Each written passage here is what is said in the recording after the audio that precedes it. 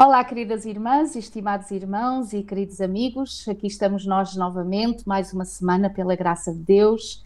O Senhor tem sido bom conosco, temos tido este privilégio e esta alegria de podermos aprofundar a Sua palavra juntos. Que bom é poder saber de vós, saber que o Senhor também vos está abençoando. E para isso, querido marido, gostava de fazer referência esta semana a alguns queridos irmãos e irmãs que nos têm escrito. Nós gostávamos de recordar não só aqueles que escrevem, como também aqueles que nos vão encontrando e que vão passando alguma palavra de incentivo e de bênção. Queríamos recordar os nossos queridos, a irmã Fátima Alves e o marido, o irmão Adriano. Um beijinho muito grande, no outro dia encontramos-vos pessoalmente e obrigada também pelo carinho vosso.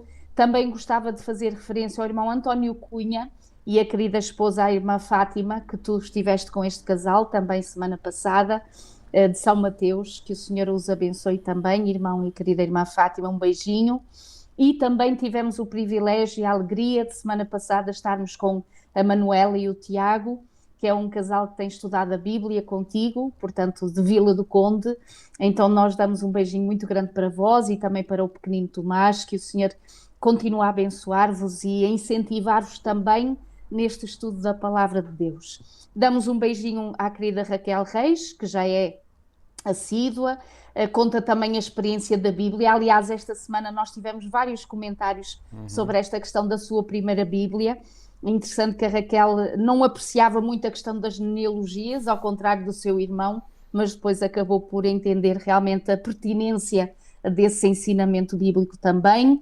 Um beijinho também para a irmã Leonor Maia, que diz que é muito bom alimentar-nos da palavra. Um beijinho para a Márcia Bonino, que agradece muito a nossa dedicação deste Ministério da Escola Sabatina. Valério Silva, que Deus o abençoe também. O querido irmão João Fumo, que eu creio que é a primeira vez que está a escrever-nos. Este querido irmão disse o meu marido, porque eu estava-me a questionar quem seria, visto que ainda não tinha visto uma referência sua, uma nota sua. Então este querido irmão é de Moçambique, é isso, marido, e que agora está a frequentar a Igreja da Alpendurada, aqui no norte de Portugal. Então que Deus o abençoe também, irmão, e que continue a ser uma bênção este ministério que fazemos em conjunto.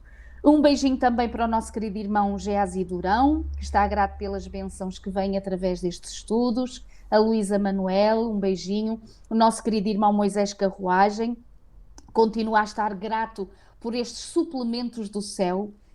Irmão, quando escreveu isto, eu lembrei-me porque esta semana tive uma consulta com a minha mãe, uma consulta dela, e a doutora prescreveu suplementos vitamínicos. Então, estes suplementos que o irmão encontra aqui nos nossos comentários da Bíblia, queremos muito que sejam realmente de grande nutrição e de grande bênção para a sua vida e para todos nós. Obrigada pelo carinho também.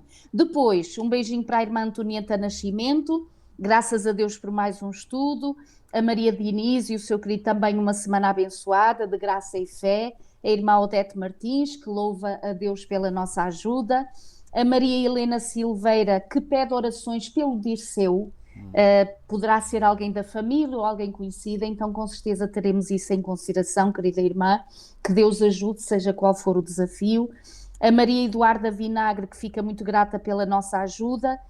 E comenta realmente que as lições da Escola Sabatina são muito importantes para nós. E é verdade, querida irmã. Graças a Deus, a nível mundial, sempre tivemos este incentivo de estudarmos a lição e um tema da lição a nível mundial, e realmente é algo que é fundamental, imprescindível para a nossa saúde espiritual. Depois temos o comentário, ou o testemunho, diria eu, da querida Regina Celi. Obrigada, querida irmã, pelo seu testemunho. Um lindo testemunho realmente de superação, de grande sofrimento, é verdade. Mas graças a Deus a descoberta da Bíblia e dos seus tesouros acabou por levantar a querida irmã. E eu desejo muito, já agora, se houve alguém que não leu este testemunho, aconselho a poderem ir ler, porque, e como eu lá escrevi, irmã, uma mensagem para si, que a sua vida possa ser agora um louvor ao Senhor. Amém. Por tudo quanto Ele tem feito na sua vida. E louvado seja Deus por a ter levantado. A irmã Elizabeth Pinto, que também está grata pela sua primeira Bíblia, que quando a recebeu lá em Angola pelos seus pais, e pede também orações por uma prima, a Marinela, que está doente e está hospitalizada.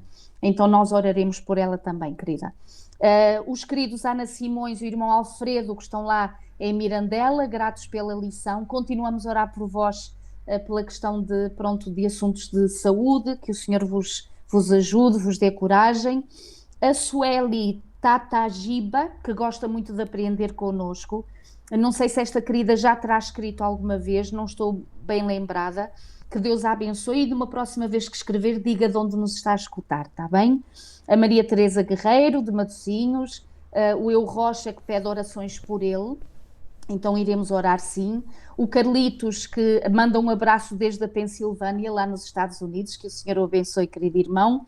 E a Ana Paula Ribeiro, que também dá um testemunho muito bonito, porque diz que aos 43, 44 anos de idade, recebeu uma Bíblia oferecida por uma ouvinte e seguidora nossa, que é a irmã Luísa Reforço. Então, que bonito, que bom poder aprender isso, e que aprendeu sobre o sábado, o cuidado do corpo, que era o templo do Espírito Santo. Então, minha irmã, que o Senhor continue a abençoá-la nessa descoberta e nesse crescimento com Jesus. O nosso querido irmão Carlos Simões, que agradece o poder estudar a Escola Sabatina connosco, e nós também ficamos muito felizes que esteja connosco. A querida irmã Palmira Mesquita Morressou, que nos saúda de França, de Toulouse. Que o Senhor a abençoe, querida, seja bem-vinda sempre, e Deus aguarda aí onde está, com certeza com a sua família. A Maria Luísa Diogo gosta muito da nossa companhia, nós também gostamos da sua, com certeza. O irmão Francisco Neves, que diz que realmente esta experiência de haver uma disciplina no estudo, que por vezes inicialmente pode custar um bocadinho, mas depois até nem passamos sem estudar, porque habituamos, e é verdade, meu irmão. A Heloísa Maria, que pede orações por si, e esta querida eu gostava de deixar uma palavrinha de incentivo, porque ela diz que está bastante desanimada e que não consegue mesmo orar, e pede ajuda, que oremos por ela. E nós vamos fazer isso sim, mas já agora, irmã Heloísa, um dia destes experimente, não tem que orar por si, abra a Bíblia e leia uma das orações de Jesus, por exemplo, uma das orações dos profetas, uma das orações daqueles que nós hoje vamos recordar, e com certeza o Senhor vai abençoá-la, está bem, querida? É apenas uma fase, Deus sabe o que é que está a passar e aquilo que está a viver, mas há poder em Deus para a libertar e para a levantar, e nós vamos orar por isso, está bom?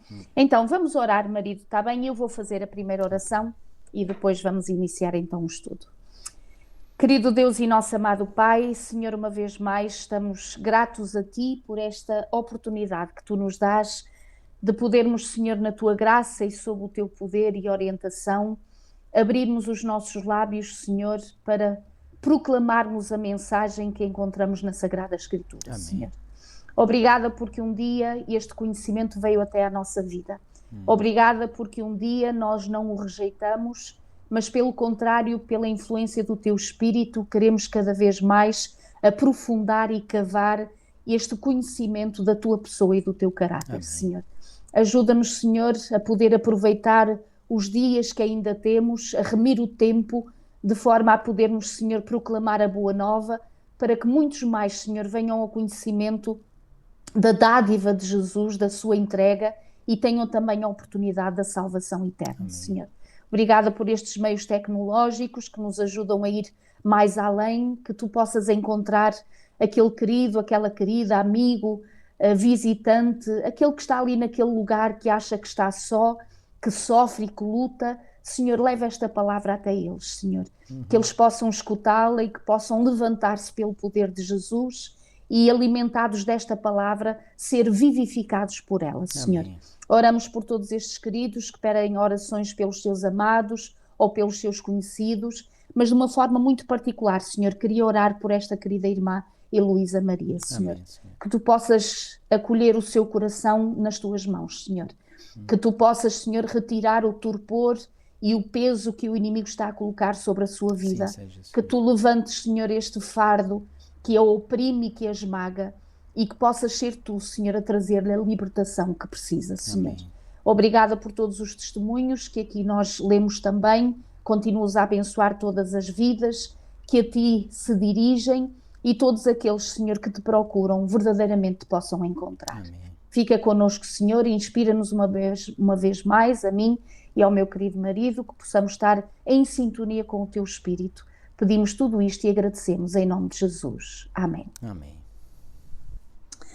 Muito bem, então cá estamos na lição 6 e vamos entrar num assunto também não menos importante, e eu diria que é uma das razões da saúde espiritual, passa por aqui, que é a questão do poder da oração. E esta semana nós temos como título da lição da Escola Sabatina Guerreiros de Oração.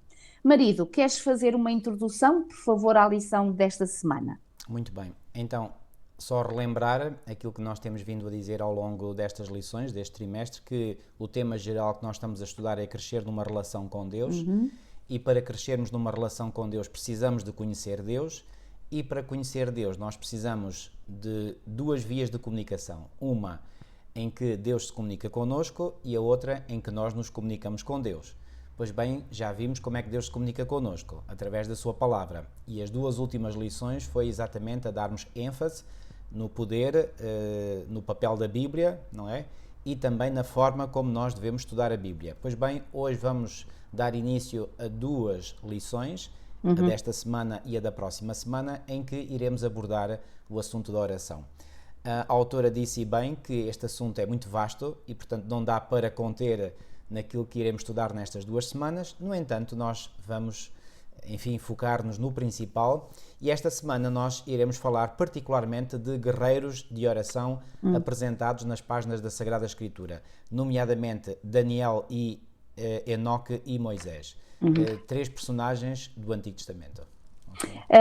Eu, quando estava a ler a lição, e estava-me a lembrar logo na introdução da nossa autora, quando ela diz que se raramente nós falarmos com ou amigos ou familiares, a questão do relacionamento não tem muito por onde crescer. Se a comunicação é cortada, portanto não há possibilidade de crescimento.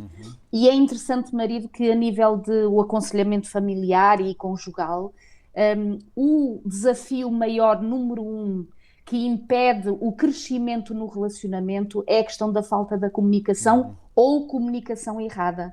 Portanto, não é questões como os filhos, as finanças ou até mesmo a sexualidade.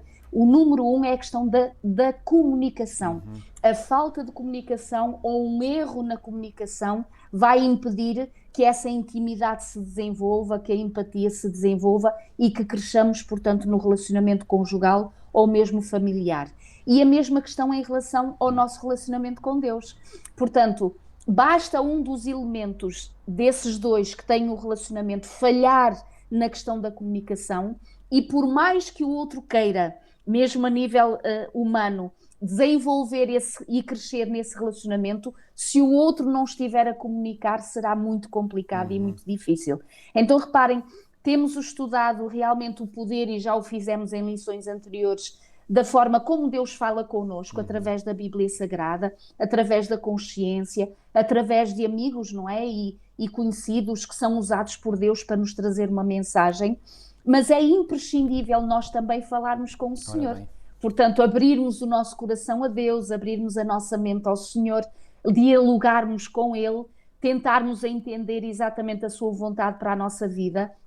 E o que eu achei aqui interessante, marido, nesta palavra introdutória, quando a autora coloca guerreiros de oração, a questão do guerreiros é forte.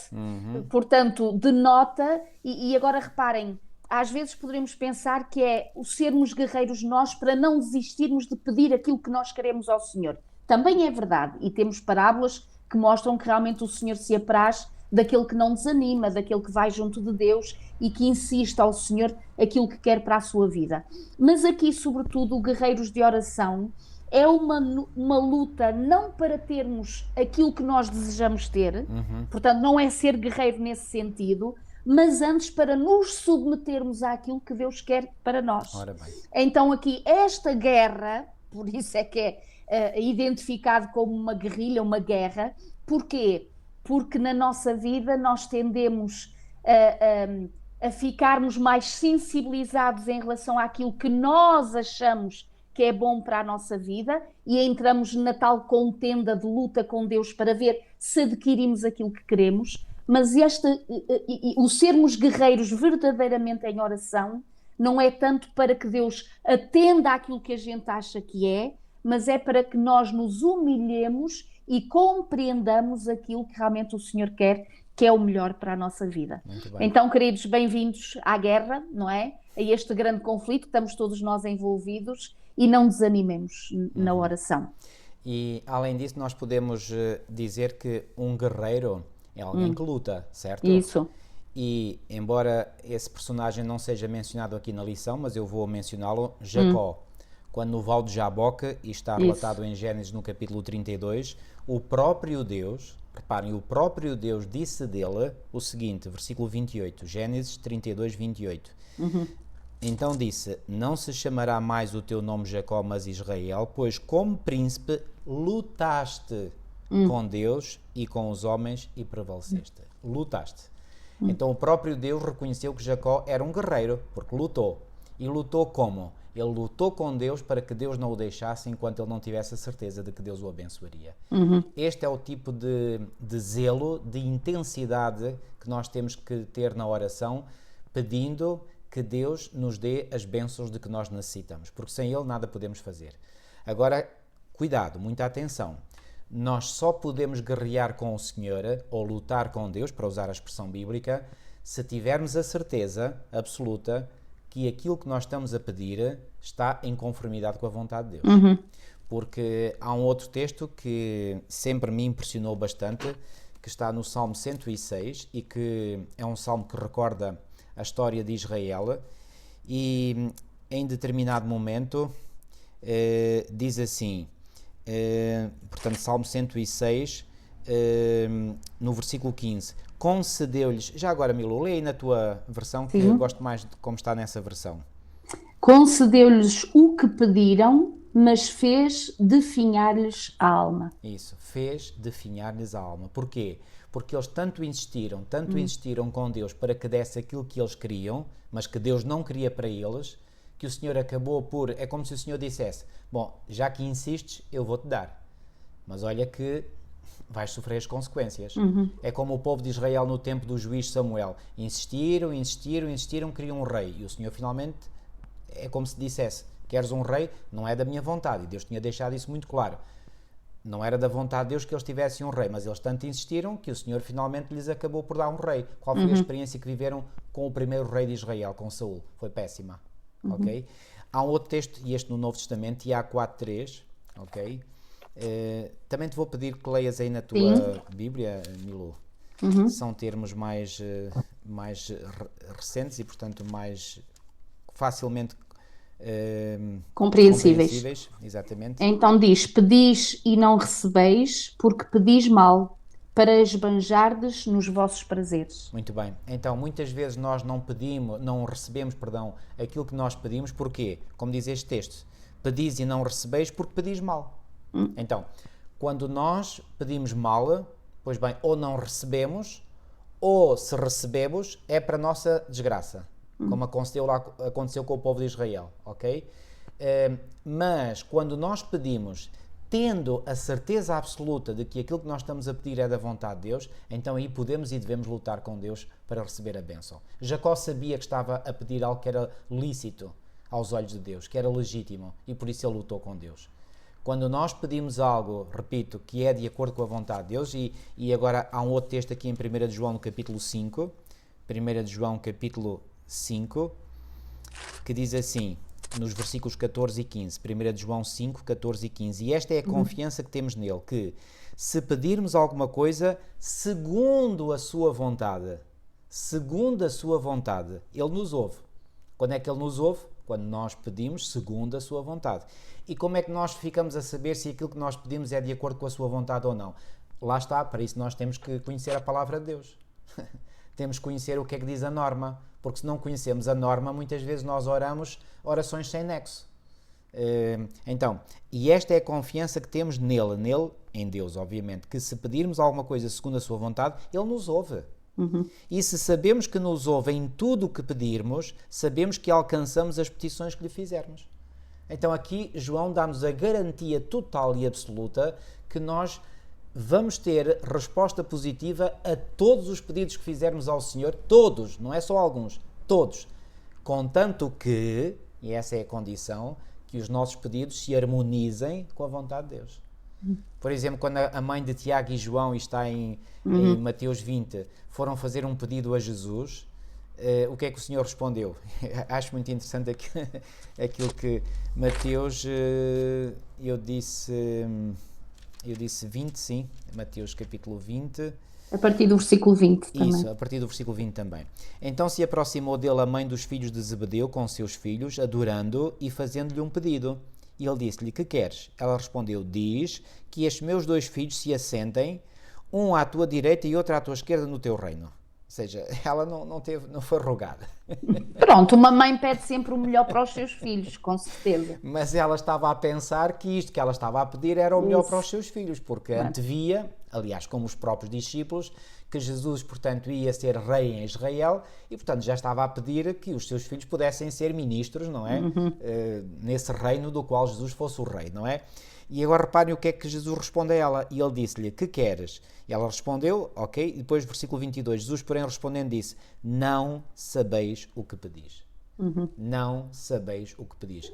Queridos, deixem-me dizer-vos muito claramente uma coisa. Esta resposta que Jesus deu a esta mulher, portanto, que era a mãe de 2 dos discípulos de Jesus, é seguramente a resposta que Jesus hoje mesmo daria a muitos de nós, que fazemos pedidos a Jesus, mas são pedidos insensatos. E o Senhor responder-nos-ia certamente, não sabeis o que pedis. Então, nós podemos pedir, podemos e devemos, mas, não se esqueçam desta condição, sempre pedir de acordo com a vontade de Deus. Para sabermos qual é a vontade de Deus, pois bem, temos que conhecer a sua palavra. Sem dúvida. É muito interessante e esta semana nós estamos a estudar e a proposta que nos é feita pela autora são, como tu disseste, os três homens, não é, que da Bíblia são referidos como grandes homens de oração. E nós começamos aqui logo na lição de domingo a referir o personagem que foi Daniel, que realmente foi alguém que impactou a vida de então e a nossa vida no momento presente, porque Daniel já era alguém que era submisso ao Senhor, tinha o Espírito de Deus nele, era um grande homem de Deus. Aliás, Deus permitiu que ele passasse, que por ele passassem vários governadores, no entanto, vários reis, e ele permanecia sempre, não importa quem lá estivesse, a sua fidelidade ao Senhor era a prioridade da sua vida, não é? E é interessante que aqui Daniel vai ser exatamente experimentado e testado nesse relacionamento que tem com Deus através da oração, porque nem sempre as pessoas que estão à nossa volta nos querem bem, e no tempo de Daniel também assim o era, havia muita inveja em relação a este elemento filhinho de Deus, porque as bênçãos que ele estava a receber eram bênçãos que os outros, porque não estavam no mesmo espírito, em vez de serem gratos, porque seguramente o facto de Daniel estar a ser abençoado, essas bênçãos também eram para aqueles que estavam à sua volta. Sem dúvida. E, portanto, quando Deus nos abençoa, não é para, de uma forma egoística, nós as reservarmos para nós. Deveremos realmente ser canais de bênção para aqueles que estão à nossa volta. E Daniel o era, só que isto causou uma inveja, visto que ele começou a ser muito apreciado pelo governador de então, não é? E esta valorização que lhe foi dada causou sentimentos de inveja no coração daqueles que ali estavam. Então reparem, sobretudo as palavras que eles vão dizer, e de uma forma muito resumida, porque não temos tempo para entrar no pormenor de toda a história, eles acabaram por concluir que a única forma que eles tinham de trazer alguma coisa contra Daniel era na questão da sua devoção ao seu Deus.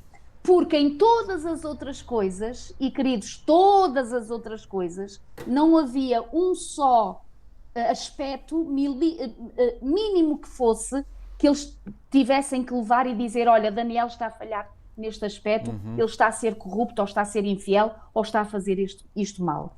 E Daniel, onde é que ele vai ser realmente provado e testado, é que fazem exatamente o rei assinar aquele decreto de dizer que não devessem dirigir-se a ninguém a não ser ao próprio rei, e a nenhum outro Deus, não é? A não ser ao próprio rei, durante aqueles 30 dias, não é? Portanto, durante aquele mês em que foi feita essa prova. E como nós vemos realmente, marido, que Daniel não deixa de orar ao Senhor, porque ele sabia o que é que estavam a fazer nas costas dele. Ele tinha ouvido, com certeza, como todos, o decreto, não é? Que tinha sido publicado, mas Daniel não temia mais os homens do que a Deus. Daniel temia a Deus mais do que os homens, no sentido de Daniel honrava mais a Deus do que os homens. Tudo aquilo que os homens pedissem que não fosse de acordo com a vontade de Deus, Deus prevalecia. Mas se alguma coisa fosse pedir que não punha em causa, com certeza, o Senhor Deus, com certeza que ele estava ali para colaborar e para ajudar. Marido, palavras impressionantes desta pessoa que olha, foi amigo, Daniel. eu gosto muito aqui do texto de Daniel 6.3, Sim. quando diz que então o mesmo Daniel se distinguiu destes príncipes e presidentes, porquê? Porque nele havia um espírito excelente. Uau, que palavras! Oxalá pudesse ser dito de nós que também em nós existe um espírito excelente. Bom, que espírito excelente era este? Obviamente que era o Espírito de Deus. Claro. Não é? E porque o Espírito de Deus não pode ser menos do que excelente, não é? Porque tudo o que vem de Deus é bom, é puro, é santo, é perfeito, não é? Então, nele havia um Espírito excelente e o rei pensava constituí-lo sobre todo o reino. E foi isto que certamente terá desencadeado a inveja dos seus colegas, não é? Porque viram que Daniel estava a prosperar, não porque ele, digamos, trabalhasse para isso, não, porque era natural, porque ele tinha uma comunhão constante e sistemática com Deus, e daí ele era muito abençoado e havia nele o tal espírito excelente. Obviamente que esse espírito excelente provocava o agrado do rei, e o rei achava que estava ali um servo excelente para ele poder constituir em posições de autoridade. E não era numa posição qualquer. Reparem, o rei pensava constituí-lo sobre todo o reino, ok? Isto obviamente desencadeou a inveja, não é? E eles depois fizeram o que fizeram. E agora aqui no final do versículo 4, aliás, vou ler todo o versículo 4, diz assim: então os príncipes e os presidentes procuravam achar ocasião contra Daniel a respeito do reino, mas não podiam achar ocasião ou culpa alguma. E agora repare o que é dito de Daniel: porque ele era fiel e não se achava nele nenhum vício nem culpa. Nenhum vício nem culpa. A sério? Então será que Daniel podia viver uma vida irrepreensível? É que alguns hoje querem nos fazer crer que não é possível vivermos uma vida irrepreensível. Só iremos deixar de pecar quando Jesus vier. Será que isso é uma mensagem concordante com a mensagem da Bíblia? Amigos, não é. E reparem, eu muito sinceramente, eu fico às vezes incomodado com essa postura, essa crença. Porque é assim, uma coisa, e aqui eu vou fazer uma clara separação das águas, uma coisa é nós tomarmos consciência de que a nossa vida ainda não está em harmonia com a vontade de Deus em todas as coisas. E é bom que tomemos consciência disso. Isso é bom, isso é positivo, aliás, isso é necessário para o nosso crescimento espiritual. Outra coisa é nós não querermos admitir que em Deus temos todo o poder para vencer toda e qualquer tendência pecaminosa. Então aqui claramente, ao falar de Daniel, diz-nos que Daniel, eu vou voltar a ler, cá está, na minha Bíblia, ele era fiel e não se achava nele nenhum vício nem culpa, nenhum, não era só... Na minha tradução tem nenhum erro. Nenhum erro. Okay. Nem culpa. Aqui eu creio que esta versão ainda está mais clara, mais pertinente, não é? Então, não se achava nele nenhum vício nem culpa. E a questão, ou a pergunta crucial é esta: mas porquê que em Daniel não se achava nenhum vício nem culpa? E a resposta é só uma: porque ele tinha uma comunhão intensa, profunda, sistemática, constante com o Senhor. Como é que nós podemos ser vitoriosos na luta contra as nossas tendências pecaminosas, contra o pecado que tão tenazmente nos assedia, como diz o apóstolo Paulo? O resultado é o mesmo, ou seja, a solução é a mesma para nós.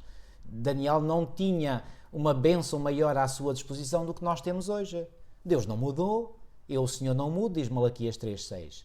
Jesus Cristo é o mesmo ontem, hoje e o será para sempre, Hebreus 13.8.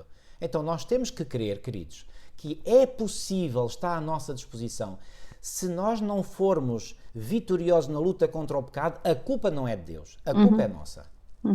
Então está à nossa disposição. E Daniel usou esse privilégio, essa bênção que Deus lhe concedia. Claro, ele teve que fazer a sua parte. E qual era a sua parte? Era ter comunhão com Deus.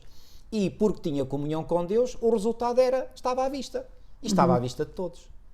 E bem que eles tentaram lá, os colegas, encontrar algo onde pudessem apanhar Daniel, porque certamente se apanhassem essa falha, desculpem a expressão, saltavam logo em cima dele e tentavam, digamos, desprestigiá-lo aos olhos do rei, para que, em vez de ser ele a governar sobre todo o reino, fosse um deles. Ou fosse eles como equipa, não é? E reparem, não há nada de novo debaixo do sol, porque hoje nós também somos, muitas vezes, atingidos por invejas e se calhar nós também invejamos outros. Enfim, isso não é de Deus, essas invejas. Pois bem, prossigamos em conhecer o Senhor, como nos dizem em Oseias, e quando nós conhecemos o Senhor, o resultado prático será este. Uma vida em que pode ser dito de nós que não se achava nele nenhum vício nem culpa. Eu acho que isto é absolutamente maravilhoso. E há pouquinho no início, quando tu dizias que havia nele este tal Espírito excelente, portanto que era o Espírito Santo, era o Espírito de Deus que nele estava, isto faz toda a diferença em relação àqueles primeiros versículos que fizeste referência. Muitas das vezes não temos aquilo que pedimos porque estamos a pedir de acordo com o nosso espírito, a nossa vontade. Porque se for de acordo com o Espírito de Deus que habita em nós, não poderá haver contradição. Ou seja, se é o Espírito de Deus que está em nós, então o próprio Espírito de Deus não vai pedir nada que seja contrário à vontade de Deus. Lógico. Vai pedir tudo de acordo com a sua vontade. Lógico. E daí o Senhor dizer, batei e abrir-se-vos-á, pedi e dar-se-vos-á. E às vezes nós dizemos assim, então, mas eu peço, mas não venho. Não venho porque ou eu estou num espírito errado que não é o Espírito de Deus que eu estou a pedir, ou o Senhor está a dizer mais tarde, não agora, ou o Senhor está a dizer não.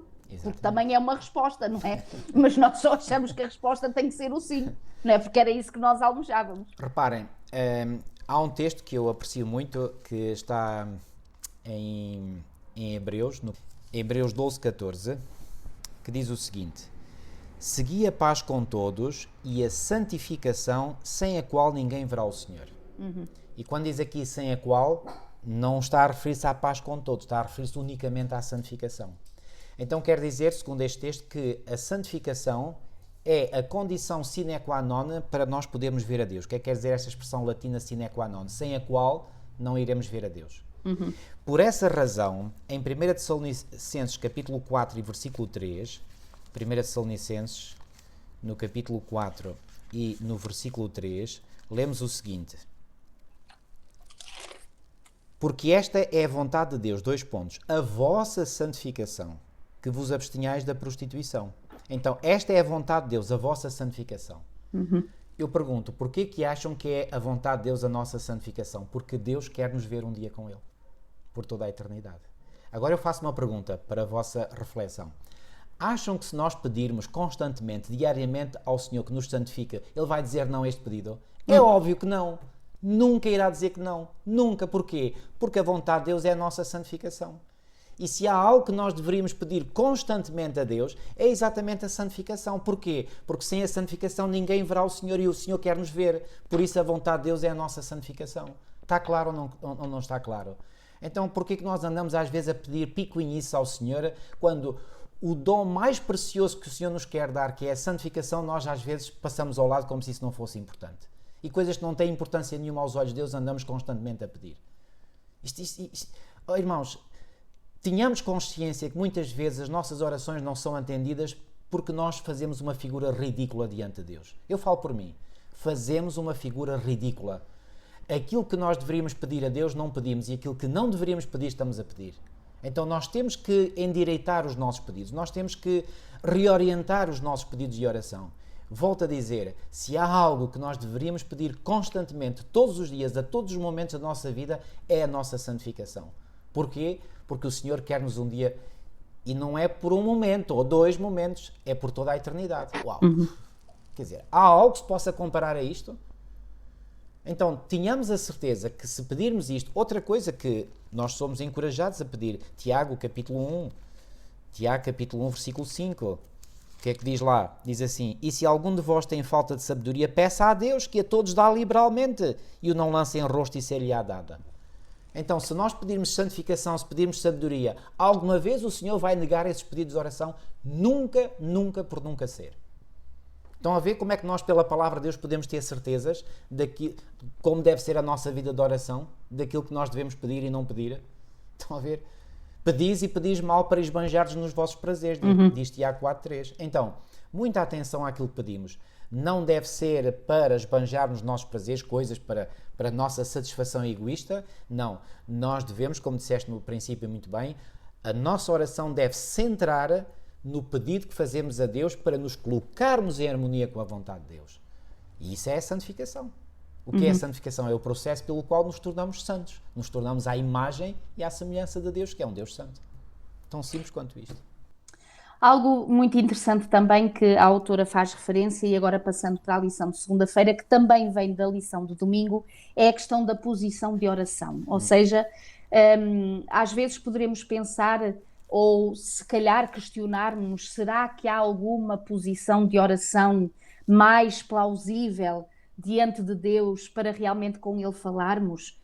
Eu sei uma coisa, é que o Senhor almeja que nós estejamos em comunicação constante com Ele, não é? E para nós termos vitória sobre o pecado, como ainda há pouco tu disseste, é evidente que a derrota vem quando nós desconectamos e quando separamos de Deus, mesmo a nível do nosso pensamento. Então, a oração pode ser um estilo de vida. Eu diria, deveria de ser uma forma de estar e uma forma de ser, que é a questão da oração, ou seja, em pensamento estarmos com Deus. Eu costumo dizer, quando vou em viagem, muitas vezes vou a falar com Deus, em viagem, a conduzir o carro, e asseguro-vos que não fecho os olhos, porque não convém. Não é? Mas a oração com Deus está presente, porque vamos a falar com o Senhor no nosso pensamento, às vezes até verbalizando em alta voz aquilo que nós queremos dizer ao Senhor. Mas aqui na lição de segunda-feira, a autora faz-nos recordar. Reparem, o próprio Daniel diz que se ajoelhou, não é? E como era seu hábito, 3 vezes ao dia, diante de uma janela, aí estava ele a orar ao Senhor. E depois nós vemos aqui o exemplo do próprio Jesus, não é? Que ele se ajoelhava e orava, portanto, lá no Monte das Oliveiras. O próprio Estevão, quando ele estava a ser apedrejado, reparem, queridos, e nós dizemos como é que é possível num momento tão difícil como era esse, fisicamente falando inclusive, é porque era bastante doloroso, lá está, o seu espírito, a sua conexão estavam ali ligados com o Senhor. Ele estava a pedir, Senhor, não lhes imputes, não é? Este pecado. Sabes, eu pensei em Estevão, apesar de já ter levado várias pedradas, sim, e portanto estar a sofrer fisicamente, mesmo assim, e ele ainda faz o esforço para se ajoelhar. É algo extraordinário. E agora repara, marido, como isto vem no poder do Espírito, porque ele assemelha-se a Jesus, quando Jesus nas últimas horas da sua vida está a dizer também, Senhor, não consideres, não é, o pecado destes, Pai, porque eles não sabem o que fazem. Não sabem o que fazem. Ou e seja, Estevão disse quase a mesma coisa. É isso mesmo, não lhes imputes este pecado. Estevão tinha todas as razões, humanamente falando, para ficar ressentido, triste e sentir-se injustiçado, e ele no Espírito de Deus aqui, na oração, está a dizer, não lhes imputes este pecado. Realmente é algo de extraordinário. Coloca-se de joelhos, Pedro pondo-se também de joelhos, orava quando ele foi fazer, pelo poder de Deus, a ressurreição da Tabita, não é? Coloca-se também de joelhos, e Paulo também se ajoelha em vários e determinados momentos da sua vida. E sobretudo aqui foi com os anciãos de Exatamente. Na praia de Mileto. É isso, para fazer oração ao Senhor. Então o que é que diz a nossa autora, marido? Comparativamente a diferentes estilos de oração ou formas de orar. Bom, é verdade que ela aqui refere também, e corretamente, que orar em pé é uma prática comum nos tempos bíblicos. Exato. E ela cita aqui alguns textos. E eu depois quero até chamar a atenção, sobretudo para 2 destes textos. No entanto, não é menos verdade que quando nós sentimos no nosso coração verdadeiramente a solenidade de nos aproximarmos de Deus. E solenidade porquê? Porque não nos aproximamos de uma pessoa qualquer. Estamos a aproximar-nos do maior monarca em todo o universo. Não é apenas desta terra, é de todo o universo, porque ele é o criador e o mantenedor de todo o universo. Reparem, quando nós vamos, por exemplo, não sei se já vos aconteceu, a mim já aconteceu, não foi com grandes figuras de autoridade, mas algumas. Como é que nós fazemos? Nós vamos respeitosamente, não é? E vamos dirigir-nos a essas pessoas respeitosamente. Há um hábito aqui, pelo menos nos países do chamado mundo ocidental, não temos esse hábito. Mas, por exemplo, nos países asiáticos, eu já vi isso, e isso é comum na China, no Japão, na Coreia, eles têm uma atitude de fazerem uma vénia, ok? O que é que isso significa? É uma forma de demonstrar respeito para com a pessoa com quem se encontram. Se, repito, no nosso coração existe verdadeiramente o reconhecimento de que estamos a aproximar-nos de alguém que é muitíssimo superior a nós em poder, em sabedoria, em autoridade, em tudo, então não seria conveniente nós sentirmos o desejo de nos prostrarmos de joelhos diante dele, para que pela nossa atitude corporal demonstremos precisamente esse respeito e essa reverência? Eu creio que sim. E, portanto, aqui são mais os textos, eu diria, que indicam, portanto, homens de Deus a porem-se de joelhos diante dele. O próprio Jesus fez isso quando se dirigia ao Pai, então, do que outros. E nestes textos aqui indicados, eu quero aqui chamar a atenção para um, que está em Jó 30:20, e aqui neste texto, curiosamente, talvez esta interpretação que eu irei fazer deste texto não seja, digamos, a mais correta. Eu já vou explicar melhor. Eu vou ler o texto. Diz assim, Jó 30:20. Clamo a ti, portanto é Jó a falar, mas tu não me respondes. Estou em pé, mas para mim não atentas. Ok? Reparem, ele está numa atitude de oração, porque ele está a clamar. Clamo a ti a Deus. Mas tu não me respondes. Estou em pé. Então como é que ele clamava a Deus? De pé. Ok? Mas para mim não atentas. Pergunto, mas atenção, eu sou cuidadoso e não estou a dizer que isto que eu vou perguntar, que pode induzir numa determinada direção, seja a única visão ou a visão mais correta deste texto. Será que Deus não lhe respondeu por ele estar de pé? É só uma pergunta que deixo para reflexão, não estou a afirmar que seja assim. Porque eu próprio também entendo que este texto, no seu sentido mais lato, quer dizer que ele está de pé porque clama, porque está a clamar, mas mesmo assim ele tem a percepção, ele Jó, de que Deus não atende, ok? Deus atendia, só que Jó neste momento ainda não consegue compreender, digamos, os desígnios de Deus e portanto ele está nesta atitude. Agora, creio que o outro caso que agora vou ler, que é do Novo Testamento e que é, portanto, de Lucas 18:11, este aqui já é mais forte e já é muito mais claro. Aqui trata-se daquele fariseu que vai orar ao templo, uma parábola que Jesus contou, e aqui no versículo 11 diz, o fariseu estando em pé orava consigo desta maneira.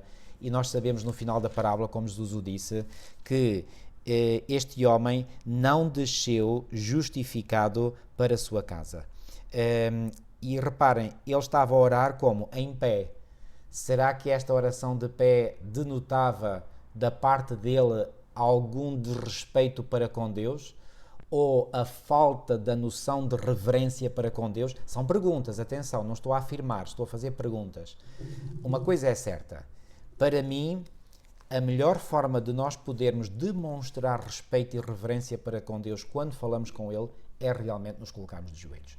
Agora, eu creio que esta atitude de nos colocarmos de joelhos deve ser constante, ou seja, deve existir sempre quando nós fazemos oração pessoal com Deus. Quando nós estamos nos nossos momentos íntimos de intimidade com Deus, deveríamos fazer sempre, quando é possível, obviamente, excepto quando se está a conduzir, não vais pôr de joelhos lá no carro, não é? Mas quando é possível, quando estamos em casa, no nosso quarto, como Jesus indicou em Mateus 6, aí deveríamos sempre colocar-nos de joelhos. Na igreja, muitas vezes nos colocamos de joelhos, outras vezes não, porque também está indicado que no templo, pois bem, as pessoas oravam de pé. Mas volto a dizer, para mim, e aquilo que eu retiro desta lição, e eu vou só ler aqui um parágrafo da lição, a atitude física de nos ajoelharmos demonstra humildade e submissão. É de certa maneira diferente de nos sentarmos numa cadeira ou de nos deitarmos numa cama enquanto oramos. Será que podemos orar sentados ou deitados? Bom, claro que sim. Eu também já dirigi breves orações assim, não é? Mas são breves orações. Agora, aqueles momentos que eu retiro de propósito para estar com Deus, aí eu não me sinto bem de outra maneira a não ser de joelhos, ok? Então ela continua dizendo, embora também possamos orar nestas posições em contrapartida, quando nos ajoelhamos diante de Deus, o nosso coração entrega-se mais facilmente, enquanto o nosso corpo e as nossas palavras declaram que Ele é soberano e que nós somos meramente os seus filhos criados. Eu creio que isto... Milo, não sei o que é que tens a dizer mais sobre isso. Sim, tu estavas a falar e eu estava a pensar o seguinte, eu creio que mais importante do que a posição da nossa oração é o espírito com que abordamos o Senhor. Sem dúvida. Porque reparem, mesmo os próprios fariseus andavam lá nas ruas, não é, bater com as mãos no peito, e nós diríamos assim, aí aqueles são excelentes oradores, não é? Estão sempre em oração, estão sempre... e o outro que nem ousava olhar para o alto, nem sabia como se colocar, então esse era o miserável. Nós poderemos estar numa posição prostrada, mas cheios de orgulho diante do Senhor, e podemos estar numa posição mesmo sentados ou em pé e estar numa autêntica humildade diante do Senhor, e carentes e necessitados da sua graça. Então, com certeza, e eu estou de acordo contigo, que esta questão da nossa oração pessoal, quando estamos em guerreiros de oração, não é? Estarmos numa posição de joelhos, mesmo diante do universo, estamos a demonstrar a quem nos queremos submeter, a quem queremos que seja o rei e o orientador da nossa vida e a força da nossa vida. Mas se há momentos em que, seja de pé, seja sentado, seja a conduzir, seja a caminhar, o nosso pensamento realmente está no Senhor e estamos a orar a Deus, não é nada de incorreto. Portanto, aliás, eu até diria... Oxalá nós tivéssemos um estilo de vida de oração, como eu dizia há pouco, que iria requerer de nós várias posições, porque não poderíamos estar de joelhos o dia inteiro e todos os dias, não é? Portanto, aqui a questão é, quando procuramos o Senhor, com que sede e com que fome e com que submissão nós o procuramos. E então isto é, acima de tudo, o mais excelente. Aliás, eu até diria, marido, até mais do que a oração de joelhos... Às vezes, quando estamos em oração, mesmo na igreja ou em particular, até sinto vontade era de me prostrar, de colocar o rosto em terra, exatamente para dar a entender ao Senhor, toma tudo, subjugo tudo, toma tudo da minha vida. E nós, muitas das vezes, pelo menos na nossa prática religiosa, não vemos muitas vezes nós a prostrarmos com o rosto em terra, não é? Portanto, o mais baixo que nós vamos é até à oração de joelhos. Quem sabe, a nível pessoal, já possamos ter feito aquela questão da oração prostrada, não é? Em que todo o nosso ser está ali deitado diante do Senhor e não tem nada de errado, é um relacionamento que estamos a ter com Deus. Okay? O apóstolo Paulo aconselha-nos em 1 Tessalonicenses 5 e no versículo 17, orai sem cessar. Isso. Já aqui explicámos numa outra ocasião que orar sem cessar não significa que estamos 24 horas por dia a orar. Significa ter um hábito constante de oração e não deixarmos esse hábito. Assim como também não estamos todo dia a comer, não é? Mas não deixamos de comer. O que é que significa a expressão não deixamos de comer? Não perdemos o hábito ou não deixamos o hábito de comer, mas não estamos sempre a comer. Com a oração é a mesma coisa. Mas eu acredito que Daniel era um homem que certamente orava várias vezes ao dia, mas lá em Daniel 6 e no versículo 10 diz 3 vezes no dia se punha de joelhos. E eu acredito que estes eram os momentos mais intensos de conexão de Daniel com Deus. Então, nos momentos mais intensos, eu creio que aí a posição ideal é a posição de joelhos. O que não quer dizer que fora desses 3 momentos principais não possamos ter outros momentos em que nós conectamos com Deus sentados, deitados, a conduzir, a andar na rua, não importa, mas os momentos principais, as refeições principais com Deus, digamos assim, essas deveriam ser de joelhos, na minha opinião. Sem dúvida. E eu gostei desta afirmação aqui da autora no início, quando diz, quando nos ajoelhamos para orar pela manhã, é como uma declaração física aos poderes das trevas, de que escolhemos Deus naquele dia. Uau. Exatamente. É uma bênção, uma bênção. E quem orava sem cessar era Enoque também. Era, e Enoque andava e falava com o Senhor, e falava tanto, e a cada instante com o Senhor, que o Senhor disse, pronto, já não estás aí a fazer nada, vem cá para junto de mim, porque realmente já não mais te identificas com nada que está aí nesse mundo. E eu achei muito bonita esta citação da Ellen White aqui que a autora faz referência, quando diz, no meio de uma vida de trabalho ativo, Enoque manteve perseverantemente comunhão com Deus. Quanto maiores e mais insistentes eram os seus trabalhos, mais constantes e fervorosos eram as suas orações. Depois de permanecer por algum tempo entre o povo, trabalhando para os beneficiar pela instrução e exemplo, retirava-se para passar algum tempo em solidão, tendo fome e sede daquele conhecimento divino que somente Deus pode comunicar. Mesmo os ímpios olhavam com admiração a marca celestial no seu rosto. Eu acho isto maravilhoso. Para Maria, daqui sobressai algo de interessante, é que Enoque mantém perseverantemente, como diz aqui, a sua comunhão com Deus. Para nós sermos perseverantes, isto requer disciplina. Lá está, guerreiros de oração. Não vem por acaso, não é só por acaso. É perseverança, é insistência, é disciplina, é constância na nossa vida. E depois ele diz, e quanto mais trabalhosos eram os seus dias, mais ele orava ao Senhor. E às vezes, queridos, nós estamos a fazer o contrário. É porque temos tantas coisas para fazer e tantas responsabilidades, tanta coisa que a gente diz, olha, vou só fazer assim uma prece a correr e rapidamente. É quando deveríamos orar mais. E é quando deveríamos de orar mais. E aqui Enoque persevera, é constante na sua oração e depois diz, passava algum tempo em solidão, exatamente para estar junto com o Senhor. E esta última frase, mesmo os ímpios olhavam com admiração a marca celestial no seu rosto. Sabes o que é que isto significa, Milu? Significa duas coisas. Primeiro, aqueles que têm uma comunhão perseverante com o Senhor ficam com uma marca no rosto. Isso. E segundo, essa marca é percepcionada pelos ímpios, mesmo pelos ímpios. Exatamente. Daqueles que não querem saber de Deus. Mas eles veem que no nosso rosto, no rosto daqueles que têm uma comunhão perseverante com o Senhor, há algo diferente. Eles percebem isso. E repara, marido, isto é tão impressionante que faz-nos questionar muitas das vezes os nossos rostos obtusos, carrancudos, fechados. O que é que nós estamos a transmitir aos outros? Qual é a mensagem de Deus? E nós dizemos que somos filhos de Deus e que somos a igreja do Senhor e o remanescente. E o que é que está a dizer o nosso semblante? Quando as pessoas passam por nós, o que é que elas leem, não é? Qual é o discurso que estamos a fazer sem palavra? Porque nós discursamos sem palavra. E o Senhor é o que este texto prova. Exatamente, está a dizer que ele descia da sua comunhão com Deus, estava junto com o Senhor. Ele não dizia nada e os ímpios percebiam. Até os ímpios olhar para ele diziam, ele esteve com Deus. Então, queridos, eu quando li isto e recordei, não é? Portanto, esta citação, ó Senhor, como eu desejava isto para a minha vida, não é? E todos nós de sabermos que nem sempre, mesmo nos dias mais difíceis, o que é que transparece no nosso rosto? Tanto podemos fazer com que as pessoas se alienem de Deus, não é? Afastem-se porque estão a olhar para nós, para a nossa vida e até se assustam, no sentido negativo, ou então poderemos ser instrumentos nas mãos de Deus em que as pessoas se atraem. Nós somos instrumentos de atraí-los ao Senhor e de levá-los ao Senhor.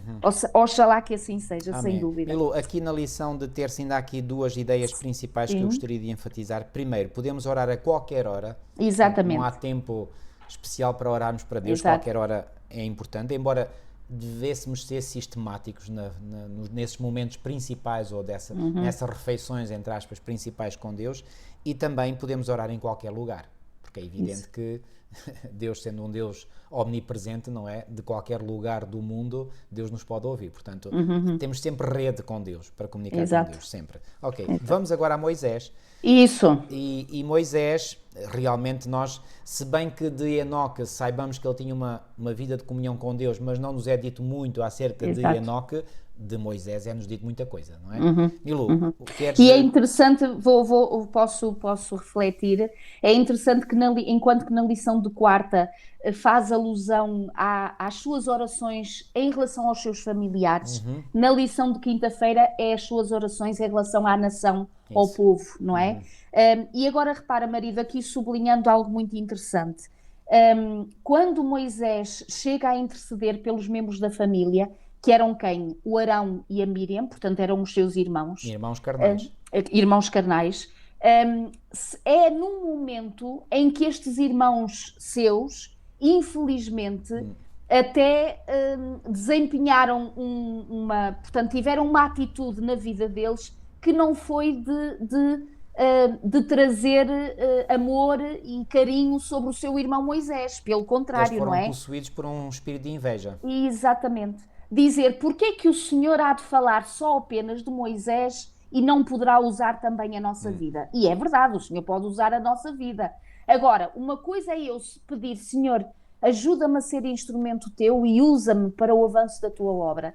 Outra coisa é eu invejar aquele que está a ser usado por Deus para o avanço da sua obra. E isto faz toda a diferença.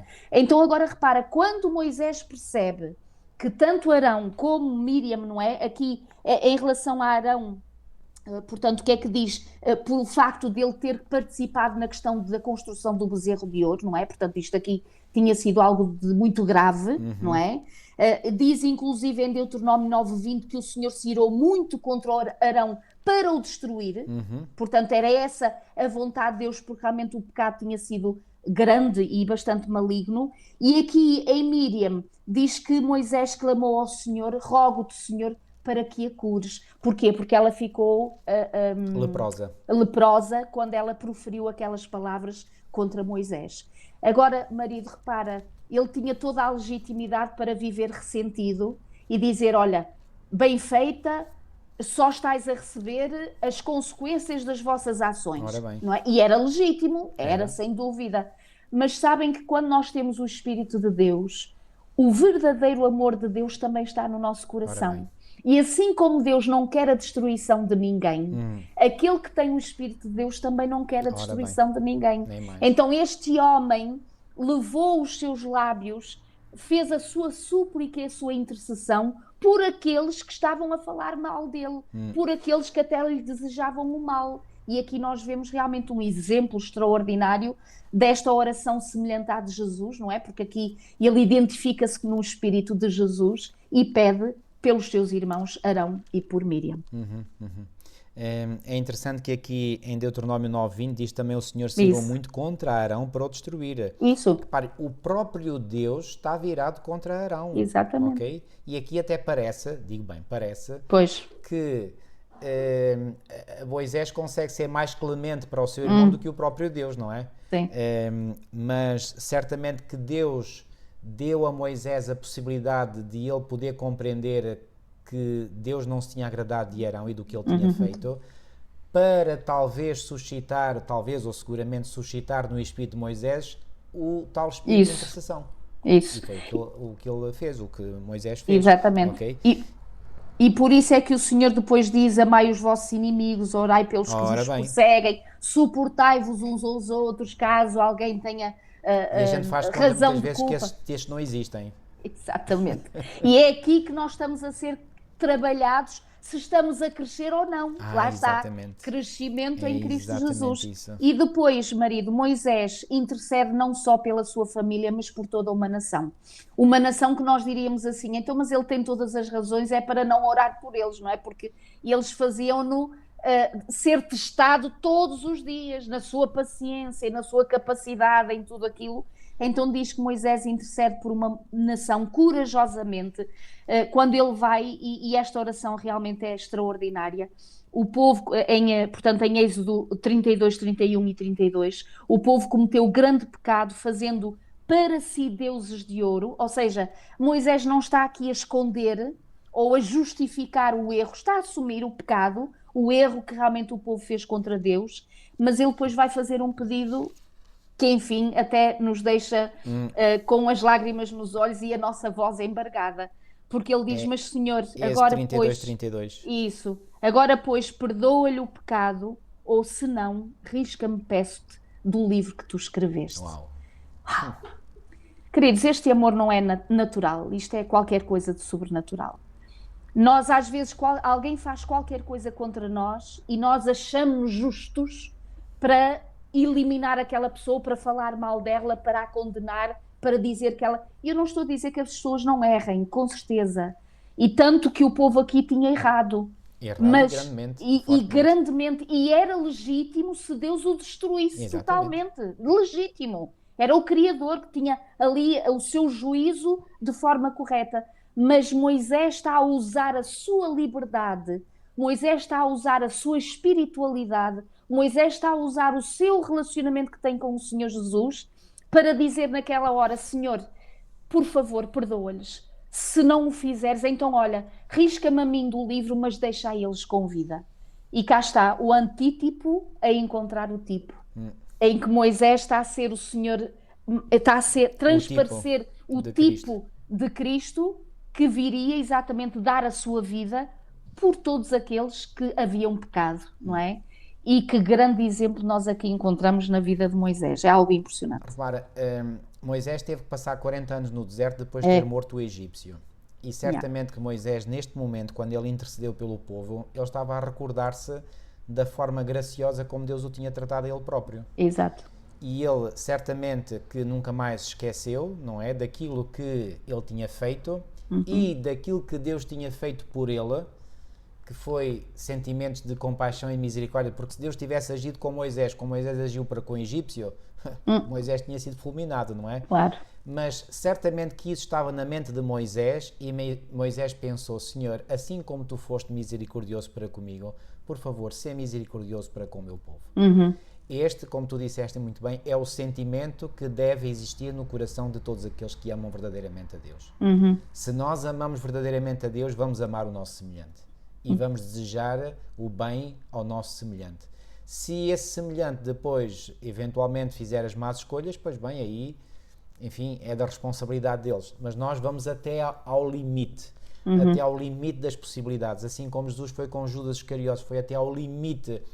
E a última oportunidade, diz-nos Ellen White no livro O Desejar de Todas as Nações, a última oportunidade que Deus deu a Judas Iscariotes foi quando lavou os pés. Exato. Aí diz que ele sentiu o desejo de confessar o seu pecado e se o tivesse feito, teria-se salvo. E não quis. Então Jesus vai até ao limite e nós devemos também ir ao limite. Se depois as pessoas não querem, pois bem, aí a responsabilidade pende completamente sobre elas. Milu, mesmo para terminar, eu gostava de ler aqui uma parte da citação de sexta. Não sei era isso mesmo que eu estava a pensar. Era. Diz assim, podemos manter-nos tão perto de Deus que em toda a inesperada provação os nossos pensamentos se voltem para Ele tão naturalmente como a flor se volta para o sol.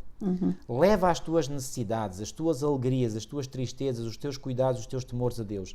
Tu não o sobrecarregas, não o fatigas. Aquele que conta os cabelos da tua cabeça não é indiferente às necessidades dos seus filhos. Já agora, eu há bocadinho disse que todos os nossos pedidos devem ser de acordo com a vontade de Deus e não retiro nada do que disse. Mas a oração não serve apenas para nós apresentarmos pedidos a Deus. A oração também serve, e há bocadinho não lemos aquela citação que vem aqui na lição de segunda-feira de Ellen White no livro Aos Pés de Cristo. A oração é abrir o coração a Deus como um amigo. E o que é que nós fazemos com um amigo? Não vamos só falar de pedidos ou fazer pedidos a um amigo. Muitas vezes falamos da nossa vida, dos nossos problemas, das nossas dificuldades, das nossas alegrias, dos nossos sucessos. Então a oração serve também para isso, para nós termos uma conversa com o Senhor, falarmos das nossas alegrias, tristezas, ansiedades, tentações, tudo, ok? Ou seja, não precisamos estar só a fazer pedidos, não é? Quando fazemos pedidos, aí sim, convém realmente nós seguirmos aquela regra áurea de fazermos apenas e só pedidos de acordo com a vontade de Deus. Tirando isso, abram o coração como querem. Em vez de dizerem, olha, eu vou falar com o meu amigo, falem com Deus.